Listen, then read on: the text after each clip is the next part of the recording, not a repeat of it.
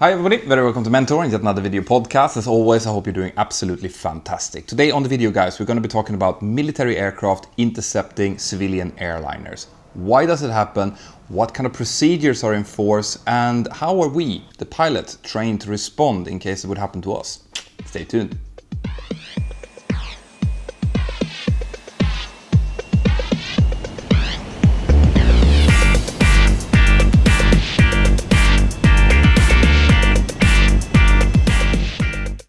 This video is brought to you in cooperation with Brilliant.org. Now, Brilliant.org makes it fun and interesting and engaging to learn about math and physics, something that I wish I had when I was younger.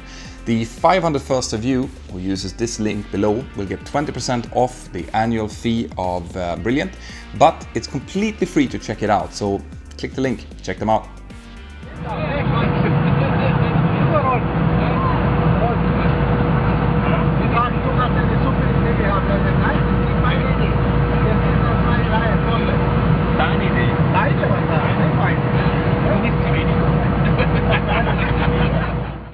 Right, so you have probably all seen videos or read in the newspapers about civilian airliners who've been intercepted by military aircraft. So what's the reason behind this? Why does it happen? In order for you guys to understand this, you have to understand some basic about how the structure of airspaces is made. Basically, above your head, everywhere you can see around you, no matter where you are in the world, there is controlled airspace. There are some pockets of uncontrolled airspace where air traffic control is not really checking who's flying and why. But above flight over 100, all the airspace is controlled. And air traffic control units are divided into different sectors within the country that they're operating. And these sectors have as a job to make sure that air traffic is flowing smoothly, safely, and that they're keeping the distance between each other. But they also have a duty to make sure that no unauthorized aircraft is entering into that airspace. There's also parts of the airspace which is restricted. Military restricted zones, there might be testing facilities or some kind of protected pieces of air where there shouldn't be any aircraft at all, which is extra guarded by air traffic control. Right, so that's how it looks. So basically all over Europe where we fly, we have a lot of different countries and they all have their own air traffic control sectors. And the same in the States, Canada, everywhere all over the world. In order for you to be able to fly, especially international flights, but pretty much any instrument flight, you need to file something called a flight plan. That's basically you describing who you are, what your aircraft looks like, what registration you have, where you're going to fly and at what time. You will send that in to air traffic control. Air traffic control will check it, make sure that it's okay, and then they will approve it. And only after you've done that can you go out, start up your aircraft, ask for clearance from air traffic control and go flying. Okay. The reason behind that is because air traffic control needs to know that your aircraft is going to enter the airspace, and they want to make sure that you get to your destination as well. That's another reason why you file a flight plan. So if, for example, air traffic control will sit and look at their radar screen and all of a sudden an unidentified aircraft would enter, well then they have to make sure to try to figure out why that aircraft is there. Now, most aircraft, especially all aircraft flying above flight of 100, will be equipped with something called a transponder. A transponder is a small radio box that transmits an identification signal that air traffic control has given us when we left the airport. Okay? That will give some indication, some information to air traffic control, but every aircraft still needs a clearance before they enter each air traffic control sector.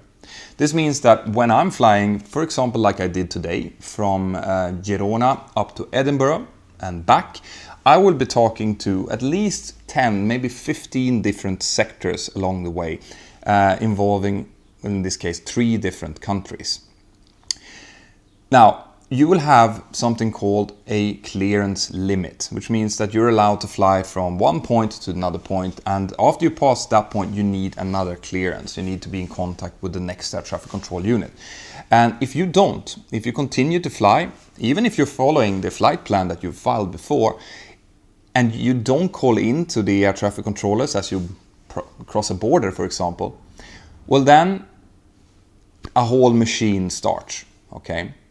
So air traffic control will do whatever they can to get in contact with you. They will contact you on the frequency that you're supposed to be on, but they will also call on the emergency frequency, 121.5 megahertz, that all airliners should be listening out to. They're doing that in order to re-establish connection. So what might have happened, and which is the reason for 99.9% of all interceptions out there, is that the flight crew might have been busy with something else. They might have been engaged in a discussion of some sort, and they have missed their radio call to change to the next frequency. If that happens, if it takes long enough, they might go out of range for the air traffic control unit that they talk to. So even if they try to call again, the aircraft won't hear them. And then of course, it's just going to get quiet in the cockpit. Okay, and if they're not listening to 121.5, if they're not listening to the emergency frequency, they will not be told by other air traffic controllers along the route that they need to contact them. And then that's when the fighters are being deployed. So the fighters are being deployed for a couple of reasons. A, they are there to protect the airspace of the country that they're based in. They want to go up and they want to identify the aircraft. They want to make sure that it doesn't possess some kind of a threat, that it's not hijacked, for example. But in most cases, what they really just want to do is to kind of give a wake-up call, hey, to the pilots, that they need to contact air traffic control. So that's what I'm saying, that 99.9% of the cases, if the fighters do intercept a civilian airliner, the only thing they need to do is kind of indicate, listen to the radio, and what you will see is two pilots jumping onto the radio panel and tuning 121.5 and calling out, they're all on call sign, Mentour 360, we are here with the fighter, and establishing contact. All right. In most cases, the pilots will probably be made aware of the fighter jets by the cabin crew, telling them that, listen, the passengers have seen fighter jets out on the left, are they supposed to be there? And that's when they start to check this, try to get in contact on radio. Very embarrassing, not great at all, costs a lot of money, probably there'll be some quite bad fines for the airline, but in no case is this dangerous in any way, okay? Now, the procedure to follow in case you are intercepted is laid out by international law. ICAO has laid out procedures. The fighter jets will probably be coming up from the left, coming from behind on the left side. There tends to be two fighters. The leader will come up and close in very gently from the left to try to get in eye contact with the commander of the aircraft. They will constantly be calling them on 121.5 to try to identify them. But also, if they can't get into radio contact, if there's something wrong with the radios, for example, in the aircraft, then they will rock their wings ahead and to the left. That's an indication that the aircraft that's being intercepted needs to follow them. And the intercepted aircraft, they need to respond in the same way. So rock the wings gently, up and down to indicate that they've understood, and also flash the navigational lights in a way that shows them that this is, we understand, we're following. And then the intercepted aircraft needs to follow the fighter jet. And the fighter jet might lead them out if they, for example, strayed into a military zone. This is quite common with student pilots in small Cessnas and things like that. They might have gotten lost, basically, and strayed into a military area. In that case, the fighter aircraft or the helicopter, which it can be in that case, will be leading them out of the area. Or they might indicate an airport that they need to land to. In any case, the intercepted aircraft, the airliner, needs to follow the instructions of the fighter jet, always. Now, if they do manage to get into contact with each other and they can get clearance to continue, the way that the fighter jet will indicate that it's fine, you can continue, is by making a sharp left-hand turn, probably a climbing left-hand turn away. If the airline pilot sees this, it means that they can just continue with their flight plan as it was, because the interception is now finished. Okay, so that's the procedures to be followed. Now, in America, after 9/11, they have gotten even more stringent when it comes to this. Of course, if the airline does not respond in the way that they're supposed to, rocking the wings, flashing the lights, the fighter jets can also drive up in front of them and release what's called flares, which are kind of like little small colored rockets.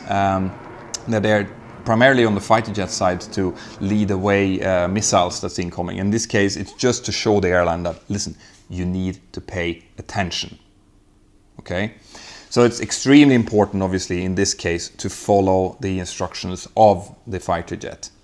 Now, we're talking about if this is dangerous or not. Well, what I want to really emphasize here, guys, is that in most cases, I would say in 99.99% of all cases, the fighter jets are only there to ensure that everything is okay inside of the airliner. A good example of that was the Helios 522 flights, the tragic crash where the pilots got incapacitated because of a non-functioning air conditioning and pressurization system, and the aircraft turned into a ghost flight with no one at the controls.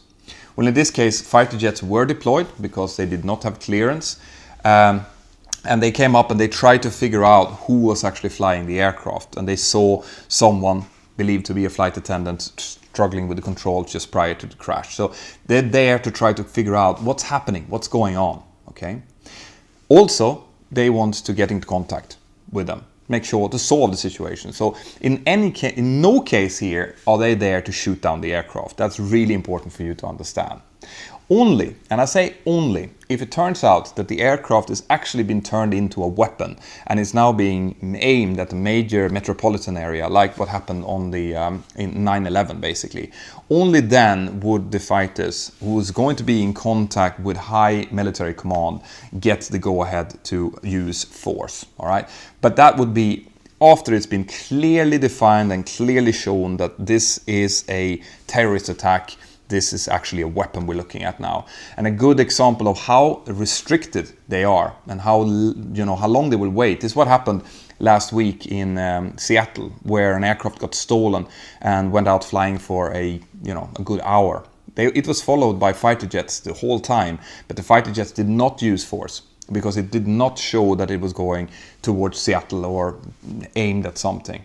So they did never use force. It ended up crashing anyway, but they followed it very, very closely to make sure that they had the situation under control. So this is why fighters are being deployed. Identify, communicate, and then let the aircraft go in almost all cases. Right, guys? I hope that satisfies your curiosity when it comes to why fighter jets intercept civilian airliners. If you have more questions about this, as always, send them in below, and make sure that you have highlighted first of all, subscribed, of course, but highlighted the notification bell as well. Because if you don't, you might not hear when I do a live stream from the cockpit, or when I do my Sunday night live streams, by the way, where I answer all of your questions. So with that, I want to say a final thank you to the sponsor of this episode, which is Brilliant.org. Once again, Brilliant.org will make maths and physics interesting. I wish I had something like that when I was younger, because I was really, really struggling with maths when I was in my teens.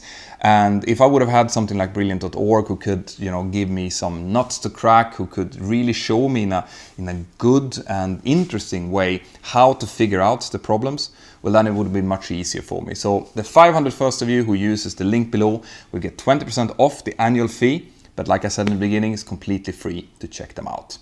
Have an absolutely fantastic day wherever you are out there in the world, and I will see you next time. Bye-bye.